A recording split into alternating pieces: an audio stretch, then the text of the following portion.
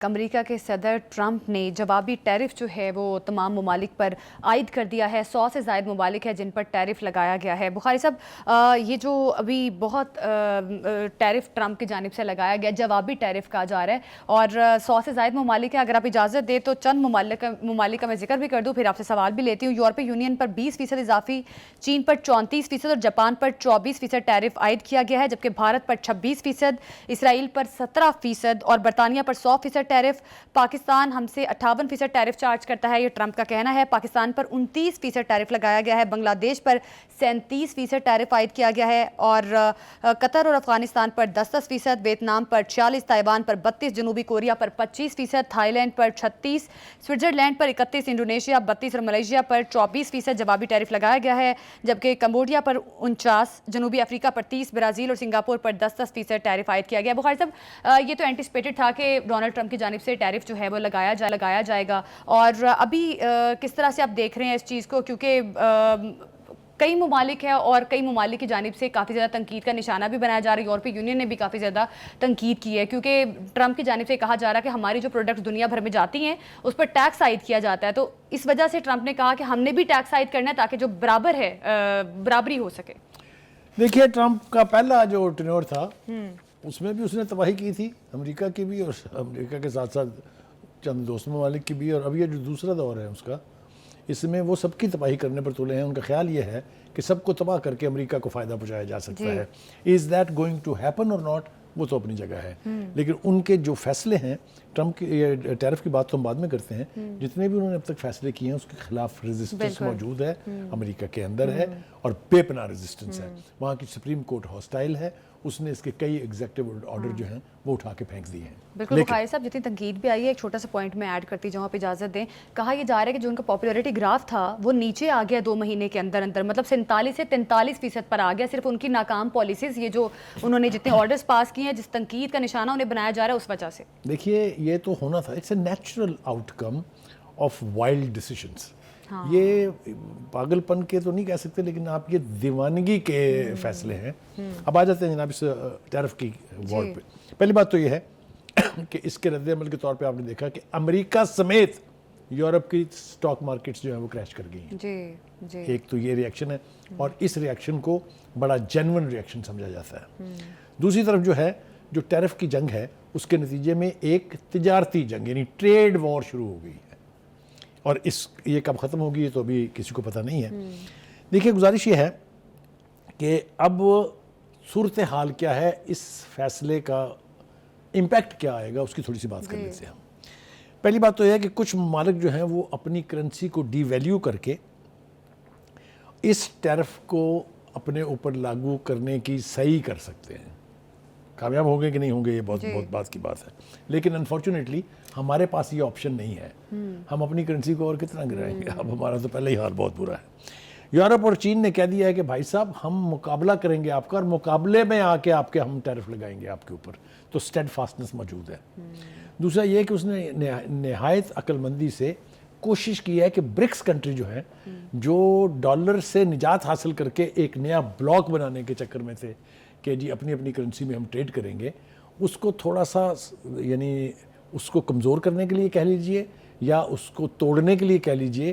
جو چند ممالک ہیں جو اس کے رکن ہیں، مثال کے طور پہ برازیل ہے، مثال کے طور پہ سعودی عرب ہے، ترکی تو خیر اس میں نہیں ہے، قطر اور افغانستان، قطر بھی ہے اس میں. جو برکس کے ممالک ہیں ان میں سے کچھ کے ساتھ ان کا رویہ بہت نرم ہے. مثال کے طور پہ برازیل کے اوپر 10% ہے. تو کہنے کا مطلب یہ ہے کہ وہ ایک ساتھ بہت سارے کام، لکس لائک ٹرمپ از ان اے ہری. اور جلدی کے فیصلے جو بزرگوں سے سنا ہے ہم نے کہ کبھی ٹھیک ہوتے نہیں ہیں، بھگتنے پڑتے ہیں. دوسری بات یہ کہ ہم نے دیکھا کہ آسٹریلیا، ترکی اور برازیل کے لیے جو یہ نرم رویہ ہے یہ بلا وجہ نہیں ہے. ہم نے کوشش کی ایکسپلین کرنے کی کہ ایسا کیوں ہے. اب ہمارے پاس کیا آپشنز ہیں؟ ہمارے پاس ہماری کمپلشنز یہ ہیں کہ ہماری سب سے زیادہ ٹریڈ جو ہے وہ یا امریکہ کے ساتھ ہے، 1/4 of our total trade is there، اور 2/3 جو ہے وہ ہماری یورپی یونین کے ساتھ ہے. اب ہم کیا کریں؟ ہمارے پاس چوائسز یہ ہیں کہ ایک تو ہم اپنی زراعت جو ہماری اکانومی کی ریڑھ کی ہڈی ہے اس کو بہتر کریں، تاکہ ہمیں نہ گندم خریدنی پڑے باہر سے، نہ ہمیں چینی خریدنی پڑے باہر سے. نہ ہمیں اور چیزیں خریدنی پڑیں جس کے اوپر ہمارا فارن ایکسچینج بھی خرچ ہوگا. یہ ہم کرنے جا رہے ہیں کہ نہیں کرنے جا رہے ہیں, یہ تو فیصلہ حکومت نے کرنا ہے, کیونکہ اس کے علاوہ اب کوئی چارہ نہیں ہے. جن ملکوں کے خلاف ٹیرف لگا ہے ان کے پاس ایک ہی آپشن ہے کہ وہ ٹرمپ کے ساتھ یا امریکہ کے ساتھ ری نیگوشیٹ کریں کہ ان کو کوئی ریلیف مل جائے. میرے خیال سے شاید یہ ایک مائنڈ سیٹ بھی پیچھے یہی ہے کہ امریکہ یہ چاہتا ہے کہ آئی ول ڈکٹیٹ دا ورلڈ. اب چائنا, جیسا میں نے کہا کہ چائنا نے اور یورپی یونین نے تو کہا کہ جی okay do it and we will also hit you in the back. بالکل, اب وہ کامیاب ہونے جا رہے ہیں کہ نہیں. تائیوان پر لگایا, میں نے کہا نا آپ سے, دیکھیں جی ترکی کے لیے اس کی سافٹنس کی بھی دو بنیادی وجہ ہے. ایک تو یہ کہ وہ ان کا ٹریڈنگ پارٹنر ہے, دوسرا یہ کہ نیٹو کی بیس ہے وہاں پر بھائی. ترکی کے ساتھ تو رویہ اس کو نرم کرنا ہی کرنا تھا. اب صورتحال یہ ہے کہ جو فیصلے ٹرمپ نے کیے ہیں اس کا امپیکٹ اس کے ڈومیسٹک کنزیومر پر بھی آئے گا. اچھا بخاری صاحب, پر ہاؤس یعنی جو ایسٹیمیٹس بتا رہے ہیں $1500 سے $1700 زیادہ پے کرنے پڑیں گے انہیں پر ہاؤس ان امریکہ. تو اس کا امپیکٹ صرف میرے آپ پر نہیں آئے گا, وہاں کا جو لوکل کنزیومر ہے پر ہاؤس جو ہے ظاہر ہے اس کے اوپر بھی آئے گا. بخاری صاحب, لوکل کنزیومر کے علاوہ جو یو ایس کی بہت ٹاپ کمپنیز ہیں جو کہ چائنا سے اپنا سامان اور سپلائی منگواتی ہیں, تو کیا لگتا ہے کہ اگر ٹرمپ جس طرح سے چائنا پر اتنا زیادہ ٹیرف عائد کی ہے, کیا ری نیگوشیٹ کر سکتا ہے اس چیز؟ دیکھیے میں چائنا میں چونکہ I am a regular visitor to China, میں نے دیکھا ہے ان کی اکانومی کو پچھلی 3-3.5 دہائیوں میں کیسے وہ گرو کی ہے, کیا اس کا بیس ہے. تو چائنا میرا نہیں خیال کہ امریکن ڈکٹیشن میں آ کے وہ فیصلے کرے گا جو ٹرمپ کو سوٹ کرتے ہوں. China is an economy. مجھے اچھی طرح سے یاد ہے, ان کے ایک انٹلیکچوئل کو ملے تھے 1990s میں, تو اس نے ہمیں کہا تھا کہ we need 20 more years to grow our economy. Then we will reach at a point where we will dictate our term to the world. مجھے اچھی طرح سے میرے کانوں میں گونج رہے ہیں اس کے الفاظ. تو China is not an easy پرے.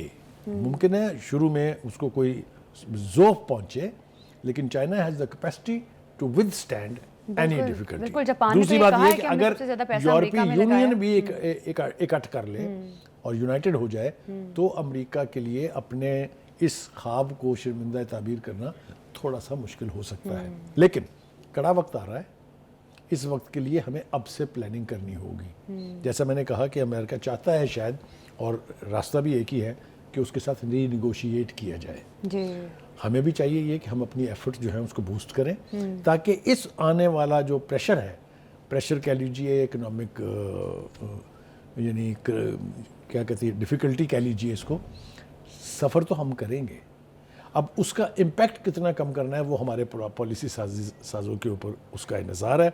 اب دیکھتے ہیں کیا کرتے ہیں. دوسری جو بات آپ نے کی کہ ڈونلڈ ٹرمپ کی مقبولیت جو کم ہوئی ہے, یہ ہم کہہ نہیں رہے ہیں, یہ ہماری خواہش نہیں ہے, یہ امریکہ میں ہونے والا ایک سروے کہہ رہا ہے کہ ان پالیسیوں کے اوپر. تو ابھی آپ نے دیکھا نہیں وہ جو ایک نیا ریکارڈ قائم کیا ہے, 25 گھنٹے اس نے ٹرمپ کی پالیسیوں کو اڑا کے رکھ دیا ہے اور دنیا کا ریکارڈ توڑ دیا جو 24 گھنٹے کچھ اس کا تھا. تو کہنے کا مطلب یہ ہے کہ ڈومیسٹکلی بھی ٹرمپ جو ہے is not in a comfortable position اور ان اے کمفرٹیبل موڈ. مخالفت وہاں بھی ہے, دوسری پارٹی جو ان کی مخالف بڑی پارٹی ہے, وہاں تو 2 ہی پارٹیاں ہیں نا, ریپبلکن اور ڈیموکریٹس ہیں, وہ بھی ظاہر ہے اس کے اوپر ریئیکٹ کرے گی. اب دیکھنا ہے کہ یہ اونٹ جو ہے الٹیمیٹلی کس کا. بالکل, ٹرمپ کو امریکہ کی جانب سے بھی تنقید کرنا جا رہا ہے. اب یہ جو نئی ٹیرف عائد کیے گئے ہیں ٹرمپ کی جانب سے, اس کو بھی کافی زیادہ کرٹیسائز کیا جا رہا ہے. ایون یورپی یونین کی جانب سے کہا گیا ہے کہ یہ ٹیرف بین الاقوامی معیشت پر بڑا حملہ ہے. اس کا آنے والے وقت میں کیا امپیکٹ آتا ہے وہ دیکھنا باقی ہے.